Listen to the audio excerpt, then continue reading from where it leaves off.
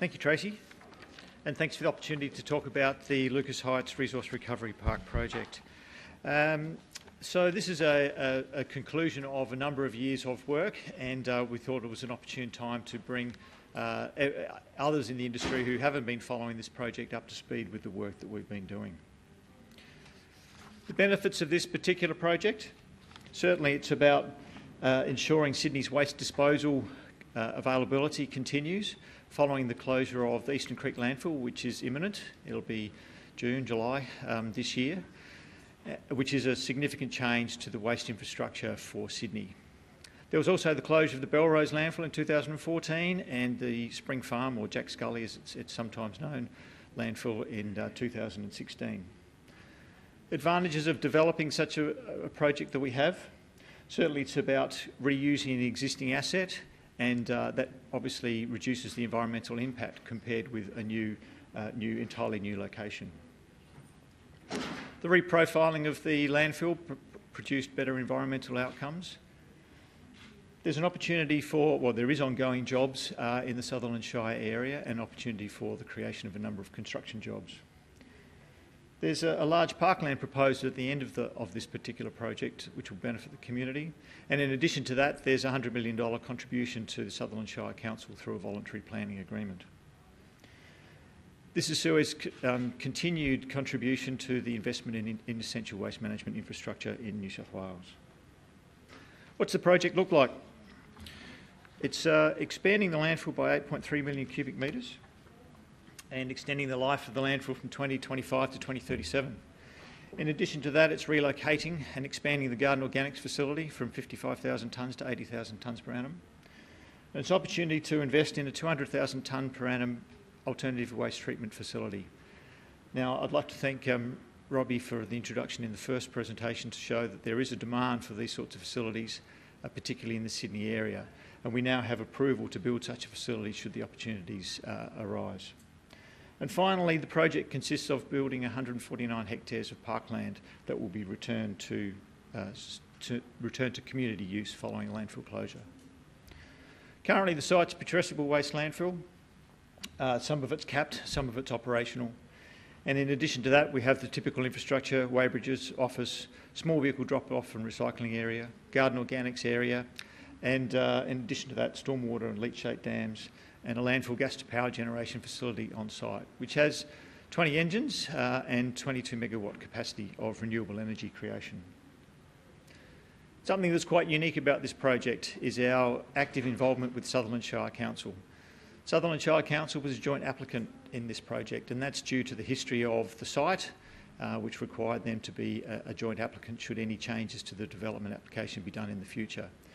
They were actively involved throughout the process, from the initial concepts through reviewing every document, every word, every page, every technical report, every EMP, and I'd like to thank Ian Drennan from Sutherland Shire Council for his contribution and efforts involved in this particular project. Australian Nuclear Science Technology Organisation, our landlord.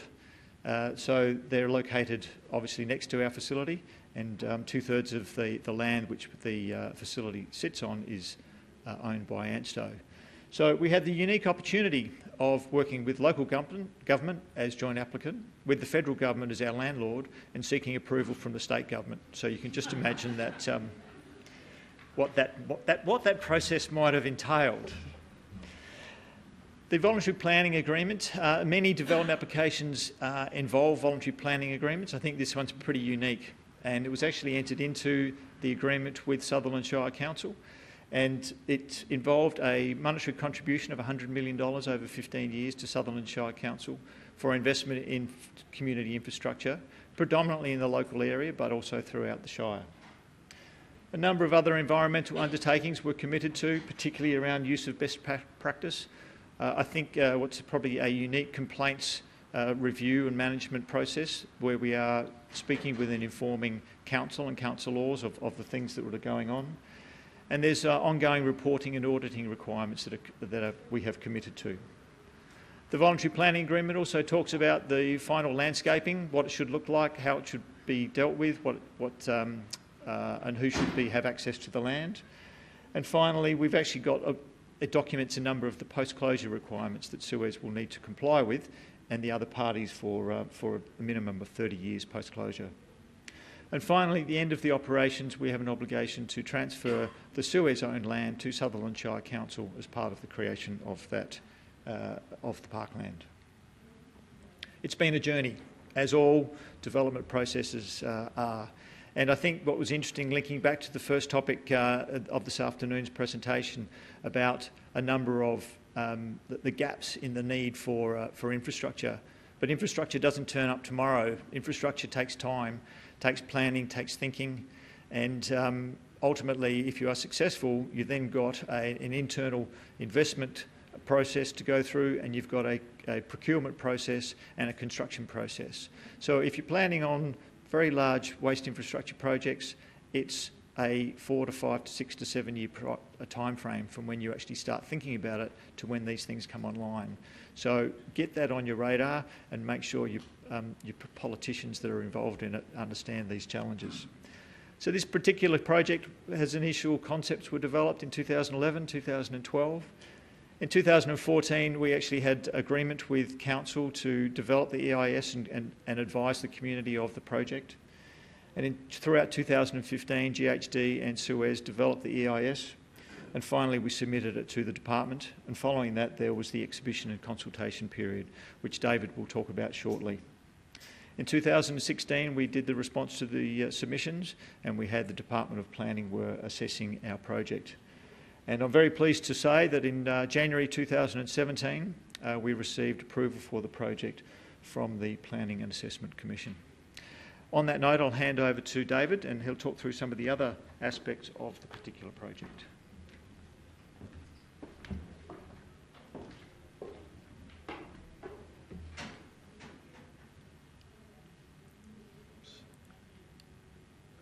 Right, yeah, thanks very much, Phil, and I'm just going to rotate this screen around a little bit so I can see what's going on. Yes, as Phil said, we had the unique opportunity to work with 3 levels of government and on this project, and yeah, Department of Planning and Environment was obviously set the rules, as it were, for carrying out the environmental assessment. The New South Wales EPA provide the regulatory framework for the project. The local community provide input on what they wanted to see out of the project, and and also the things that they were most concerned about. And then ANSTO was the landlord, as Phil said, so they had particular issues that they wanted to make sure were addressed in the project, things like security, etc.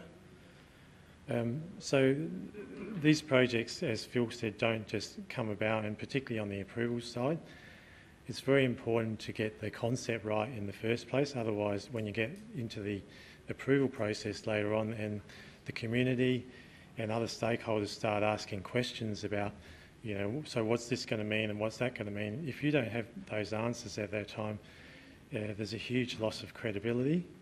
So it's very important to actually have everything well thought out, and so a very large amount of work went into producing a staged master plan for the site. And also because of the situation where we were looking at overtopping the existing landfill and basically removing existing cover material and then re-landfilling on top of that and then putting the final cap on, that's an approach that hadn't been done previously, probably at this scale. So it was very important to actually work out what the potential impacts might be of that operation and then the sheer logistics of it. So we were in a fortunate position. We worked very closely with Suez and their technical people who are very good, and their operational people who are excellent, and they knew exactly how they wanted to do this. And then we had on the other side, because it's a combined project, there was an alternative waste technology facility proposed. So we had overseas expertise from Suez providing design for that facility. And then the design had to be incorporated into the overall site design, and we had to look at access, we had to look at all sorts of different aspects. And then there was the need to move the existing composting facility from the eastern side of the site to the western side. And that sort of formed an overall sort of waste precinct on the western side. And when you obviously move something to the other side of the site, then that's when the cross-site access issues become important, because there's a great big sort of landfill in the middle. Anyway, we produced a very comprehensive environmental impact assessment. I think it runs over about 8 or 9 volumes, a good bedtime read for anybody. And incorporated in all that was the detailed environmental management plans. So those were developed very closely in conjunction with council, as Phil was acknowledged. Council made an enormous contribution to the whole project, not just in sort of a review capacity, but also providing a lot of intellectual input into the project. From members of the council team had been involved in previous approvals at Lucas Heights, so we had the benefit of that past experience as well to draw upon. So we believe that the project in its current sort of proposition provides minimal impact on the environment and the community. I'm going to probably run quickly through this because I've already covered most of it, but essentially multiple owners and occupants. One name that appears there is SICTA, Sydney International Clay Target Association. That's essentially a shooting range, and that's right adjacent to the site. So part of the challenge in the project was that in order to get enough land to put all these facilities on, it was necessary to take up a little bit of the land from the shooting association, which is currently leased by Suez to the shooting association. So it's a matter of a lease arrangement, but certainly there are some technical challenges with that kind of thing.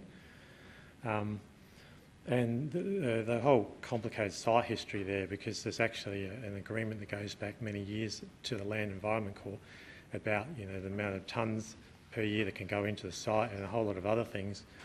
So that whatever we were doing now would basically be undoing that agreement and producing a new agreement, which is essentially the voluntary planning agreement that Phil's talking about, plus some other sort of more formal, other formal agreements.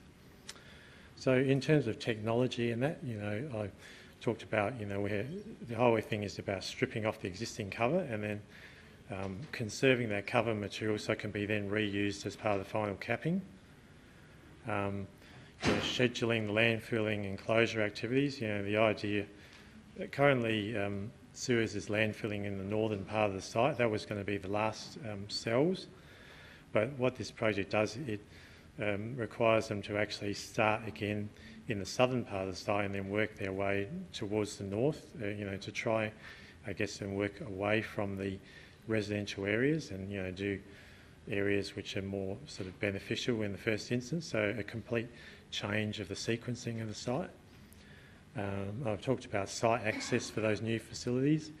And then there was, at some point, a look at whether there should be another entrance to the site. And the road on the western side is actually an RMS road, 100 kilometres an hour. So there are certain complications with putting a new entrance there, which made that sort of unviable in the end. Internal roads, the sector land covered that. ART, the ART facility, which is the AWT facility, had to be fully enclosed. It's got biofilter, it's got scrubber, it's got a stack there to reduce the emissions. So even though the nearest neighbours are a few kilometres away, Suez attached high importance to minimising the odour impact of the project. We looked at creek ecology, macroinvertebrates, even biobanking offsets. So you would think on the existing site there isn't any sort of ecology issues, but there was material that ecology assessment has changed in the last sort of 20 years. A lot of species that weren't listed back then are listed now, so a whole look had to be made of that whole thing. And then basically you have to buy biobanking offsets, buy other land in other areas to offset the land that you're going to clear. So all that had to be sorted out as well. Suez proposed to use quad axle transfer trailers, to reduce the number of vehicles accessing the site.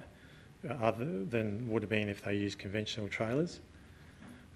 Safety reviews had to be done of the existing intersection. And one of the key concerns of the local community was about litter.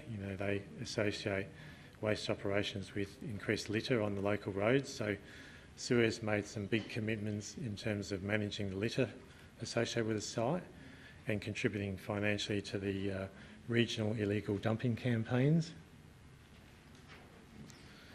So I tried to draw a little diagram to just show the sort of interactions between the various stakeholders. And when one issue was if landfill staging, was associated with people like ANSTO and other, close receptors, I guess, try and minimise the odour impact during the development. So that had other implications for different things. The odour modelling had to be looked at, and then that affected something else, and that affected something else. So there was a lot of interactions between various things on the project. The community engagement process was quite detailed, a number of community reference group meetings, a dedicated website, social media, information flyers, everything that one should do was done completely thoroughly, and even site tours for the local people, and there were 13 site tours and 366 people visited the site. So people had lived nearby for years and never knew what was going on there.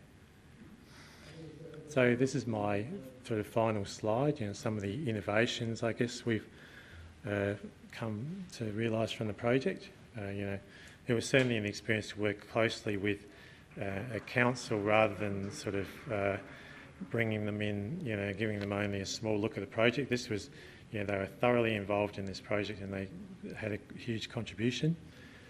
There was a big contribution from the Department of Planning and the EPA, and that sort of helped shape the project. One of the things that we did was, in part of the early part of the project, a kind of a pre-feasibility assessment of the odour impacts as a go, no-go exercise really for the project. And when they showed that it was a go, then that's when preparation of the EIS started in earnest. We used real data for modelling odour, so there was an extensive odour sampling program on the existing landfill and also a composting facility, rather than just relying on past data from past EISs, which tends to be what people do sometimes. And then we tried to develop all the design details to the greatest extent that we could in the time frame to enable the impact assessment to be done as quickly and accurately as possible. And the other sort of obvious innovation is funding for community facilities and litter management measures, which was a big community benefit. And that is the end of this presentation. Thank you.